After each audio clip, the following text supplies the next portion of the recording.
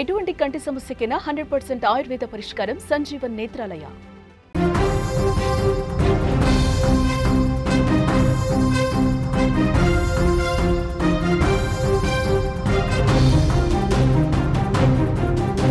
ధర్మస్థలిలో దొరుకుతున్న శవాలపైన ఇప్పుడు కొత్త కథలు వినిపిస్తున్నాయి.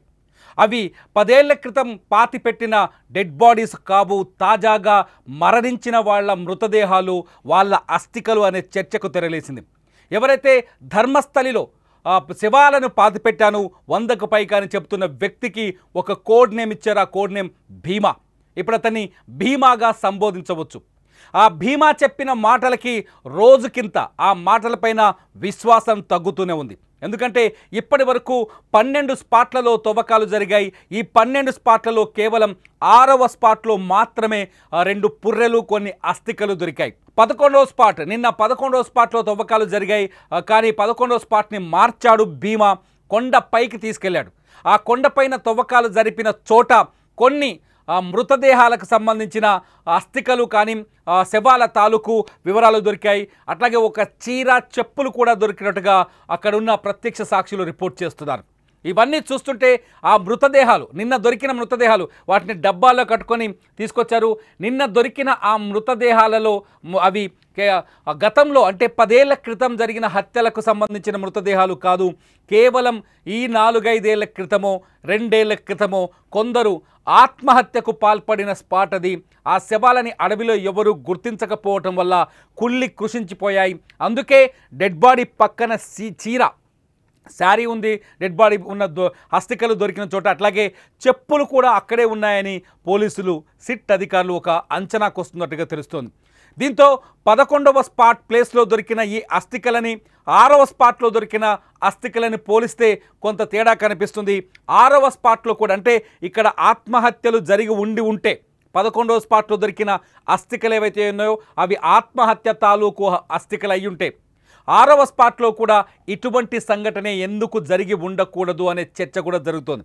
అంతేకాదు ధర్మస్థలిలో కొన్నేళ్లుగా, దశాబ్దాల క్రితం నుంచి ధర్మస్థలిలో వరుసగా ఆత్మహత్యలు వెలుగు చూస్తున్న సంఘటనలు ఉన్నాయి. అంతేకాదు అనాథలు ఇక్కడికి వచ్చి ప్రాణాలు కోల్పోతున్న సంఘటనలు ఉన్నాయి. అయితే ఈ వాదనని అక్కడున్న కొందరు, ఎవరైతే ఇక్కడ హత్యలు జరిగాయని నమ్ముతున్న వాళ్ళు ఉన్నారో వాళ్ళు వ్యతిరేకిస్తున్నారు కూడా. ఎందుకంటే దశాబ్దాల కాలం పాటు, దాదాపు 3 దశాబ్దాల కాలం నుంచి ఇక్కడ శవాల ఖననం జరిగింది కాబట్టి ఆ అస్థికలు మట్టిలో కలిసిపోయే అవకాశాలు ఎక్కువగా ఉంటాయి. అంతేకాదు ఎవరైతే నేనే 100 శవాల్ని పాతిపెట్టానని చెప్తున్న భీమా ఉన్నాడో ఆ భీమా పాతిపెట్టిన స్పాట్లని, స్థలాల్ని కూడా మరిచిపోయే అవకాశాలు ఎక్కువగా ఉన్నాయనే చర్చ, వాదనను కూడా వినిపిస్తున్నారు. మొత్తానికి ధర్మస్థలిలో ఇప్పటి వరకైతే మట్టి తప్ప ఏమీ దొరకలేదనే నమ్మాలి. 2 చోట్ల అస్థికలు దొరికినప్పటికీ ఆ అస్థికలు ఎవరివి అనే క్లారిటీ లేదు. 6వ స్పాట్లో దొరికిన 2 పుర్రెలు 2 మహిళలవని ప్రాథమిక నిర్ధారణకు వచ్చినప్పటికీ పూర్తి స్థాయి నివేదిక రావాల్సి ఉంది. At the same time SIT ఎక్కడైతే తవ్వకాలు జరుపుతుందో ఆ తవ్వకాలు జరిపిన ప్రాంతాల్లో సేకరిస్తున్న శాంపిల్స్ పైన వివరణ రావడానికి, ఫోరెన్సిక్ డిపార్ట్మెంట్ ఆ శాంపిల్స్ని పరిశోధించి దానిపైన స్పష్టత తీసుకురావడానికి మరొక 45 నుంచి 50 రోజులు పట్టే అవకాశం ఉంది. ఫోరెన్సిక్ ల్యాబ్లో వాళ్ళు తీసిన మట్టి శాంపుల్స్లో ఎముకల అవశేషాలు ఉన్నాయని గుర్తించాల్సిన అవసరం కూడా ఉంది. అవశేషాలు లేవని తేలితే భీమా చెప్పిన మాటలన్నీ పచ్చి అబద్ధాలే అవుతాయి. ఉద్దేశపూర్వకంగా ధర్మస్థలిపైన అపవాదులు, అపనిందలు వేయటానికి భీమా ఈ ప్రయత్నం చేశారనే విషయం కూడా చర్చ కూడా జరిగే అవకాశం ఉంది. ఇప్పుడంతా ఒకటే ప్రశ్న, అతను చూపించిన 13 స్పాట్లలో 12 స్పాట్లలో తవ్వకాలు పూర్తయ్యాయి. ఆ 12 స్పాట్లలో 2 చోట మాత్రమే అస్థికలు దొరికాయి. ఆ 2 చోట్ల దొరికిన అస్థికల పైన కూడా అనేక ప్రశ్నలున్నాయి. ఆ ప్రశ్నలకు ఇంకా సమాధానం రాలేదు. మిగతా చోట్ల 12లో 10 చోట్ల ఎటువంటి ఆనవాళ్లు దొరకలేదు. దీంతో భీమా మొత్తం ప్రపంచాన్ని, మొత్తం దేశాన్ని, మొత్తం వ్యవస్థని తప్పుదారి పట్టించాడనే చర్చకు ఆస్కారం కలుగుతోంది. భీమా తను వచ్చేటప్పుడు ఒక ఎముకల గూడు, అంటే తను పోలీసుల దగ్గరకు వచ్చేటప్పుడు ఒక ఎముకలు పొందుపరిచిన బ్యాగును తీసుకొని కోర్టుకు వచ్చాడు. ఆ కోర్టు ఆ ఎముకల్ని చూసిన తర్వాతే సిట్ ఏర్పాటు చేసింది ప్రభుత్వం. సిట్లో కూడా ఒక బలమైన అధికారులు, శక్తివంతమైన, అత్యంత తెలివైన అధికారుల్ని సిట్లో పొందుపరిచారు. ఆ అధికారులు చాలా చాకచక్యంగా ప్రతి సాక్ష్యాన్ని సేకరించే విధంగా, ఫిజికల్ ఎవిడెన్స్ కలెక్ట్ చేసే విధంగా, టెక్నికల్ ఎవిడెన్స్ని కలెక్ట్ చేసే విధంగా విచారణ జరుపుతున్నారు. ఈ తవ్వకాల్లో ఏదైనా ఫిజికల్ ఎవిడెన్స్ దొరికితే ఈ కేసు పురోగతి కనిపించేది. కానీ తవ్వకాల్లో ఇప్పటికి అందుతున్న సమాచారం ప్రకారం, ఇప్పటికున్న అక్కడి సీనరీని పరిశీలిస్తే ఎటువంటి ఎవిడెన్స్ లేదనే చెప్పాలి. ఏదైతే నిన్న ఉప్పు బస్తాలని తీసుకెళ్ళి కొన్ని శవాలని తీసుకొని వచ్చారు, అస్థికలను తీసుకొచ్చారో మీరు స్క్రీన్లో చూస్తున్నారు. నా ఫ్రేమ్ పక్కన ఒక బస్తాలో ఉప్పుని లోపలికి తీసుకెళ్తున్న సందర్భం నిన్నటిదవి. ఇవాళ బ్యాగుల్లో, ఆ తర్వాత బకెట్లలో కొన్ని అస్థికల్ని పెట్టి సీజ్ చేసిన విజువల్స్ కూడా మీరు చూడొచ్చు స్క్రీన్ పైన. ఆ సీజ్ చేసిన బకెట్లలోనే అస్థికలు ఉన్నాయి. నిన్న 11వ స్పాట్లో దొరికిన అస్థికలు. ఆ అస్థికలు నిజంగా ఎవరివి? తాజాగా ఆత్మహత్యకు పాల్పడ్డ వాళ్ళవా, లేకపోతే భీమా చెప్పినట్టుగా 1995 నుంచి 2014 వరకు తను పాతిపెట్టిన మహిళలకు సంబంధించిన అస్థికల అనేది ఇక్కడ తేల్చాల్సిన అవసరం ఉంది. ఈ అస్థికలను కూడా ఫోరెన్సిక్ ల్యాబ్కు పంపించారు. అయితే ప్రాథమిక విచారణ ఒకటి ఉంటుంది ప్రతి చోట.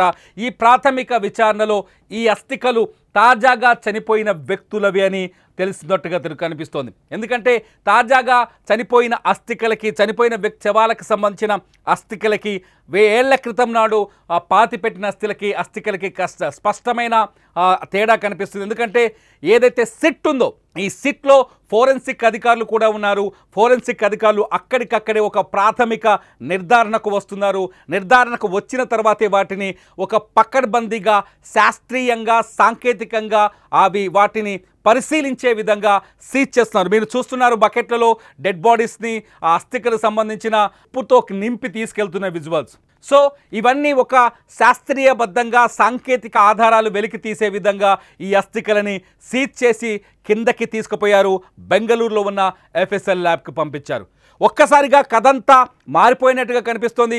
భీమా ఇప్పుడు ఎందుకంటే ఈ భీమా చూపించిన చోట చనిపోయిన వాళ్ళవి ఆత్మహత్యలు అనే చర్చకి బలమైన అవకాశం కనిపిస్తుంది. అక్కడ ధర్మస్థలిలో ఇవి గతంలో గుర్తు తెలియని వ్యక్తులు అడవి లోపలికి వచ్చి ఆత్మహత్యలు చేసుకుని ఉండొచ్చు అనే ఒక చర్చ, లేదంటే గుర్తు తెలియని వ్యక్తులు ఎవరైనా వచ్చి అడవిలో ఈ మహిళలను లేకపోతే వ్యక్తులను చంపేసి చీరదొరకడం వల్ల ఇక్కడ మహిళ అస్థికలని మనం గుర్తించవచ్చు.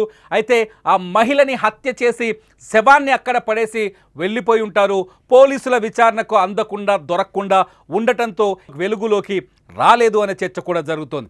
మొత్తంగా భీమా మాటలపైన తవ్వకాలు జరిగే కొద్దీ, ప్రతిరోజు తవ్వకాలు జరిగే కొద్దీ భీమా మాటలపైన విశ్వాసం తగ్గుతోంది. భీమా చెప్పినవి నిజాలా, అబద్ధాలనే చర్చ పెరుగుతోంది. ఇదిలా ఉంటే జయంత్ అనే ఆర్టీఐ యాక్టివిస్ట్ ఒకతను కొత్తగా తెరపైకి వచ్చాడు. నేను కూడా భీమాలాగే సాక్షిగా మారుతాను, సిట్ ముందుకు వెళ్ళి నాకు తెలిసిన హత్యలకు సంబంధించిన వివరాలు అందిస్తానని ఆయన మీడియా ముందుకు వచ్చి ప్రెస్ మీట్ కూడా పెట్టాడు. సో అక్కడ రెండు వర్గాల వాదన స్పష్టంగా కనిపిస్తుంది. ఒకటి, హత్యలు జరిగాయని నిరూపించడానికి ప్రయత్నిస్తున్న వర్గం ఒకటి. రెండోది వచ్చేసి ఈ ప్రాంతంలో ఎటువంటి హత్యలు జరగలేదు అని నిరూపించే ప్రయత్నం ఒకటి. రెండు వర్గాల మధ్య ఈ ఘర్షణ వాతావరణంలో, తీవ్రమైన ఒత్తిడి నేపథ్యంలో ఒత్తిడిని భరిస్తూనే సిట్ అక్కడ విచారణ జరుపుతోంది. సిట్ నిజాలని నిగ్గు తేలుస్తుందా? నిజంగా సిట్ దగ్గరున్న ఆధారాలు ఏమైనా ఉన్నాయా?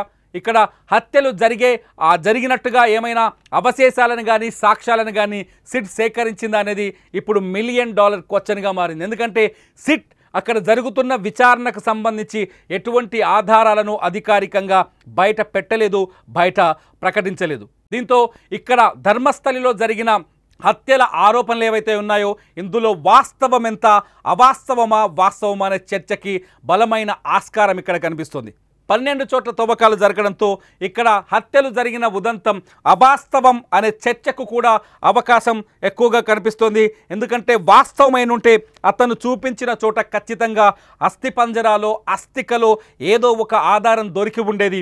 ఏ ఆధారం దొరకలేదు కాబట్టి ఖచ్చితంగా ఇవి కేవలం కల్పితమైన ఆరోపణలు అనే చర్చ కూడా జరుగుతోంది ధర్మస్థలిలో. ఎందుకంటే మొత్తం ప్రపంచం దృష్టి ఇప్పుడు ధర్మస్థలి మీద ఉంది. ధర్మస్థలిలో ఏం జరుగుతుందనే విషయాన్ని చర్చించి తెలుసుకునేందుకు ప్రజలు ఎదురు చూస్తున్నారు.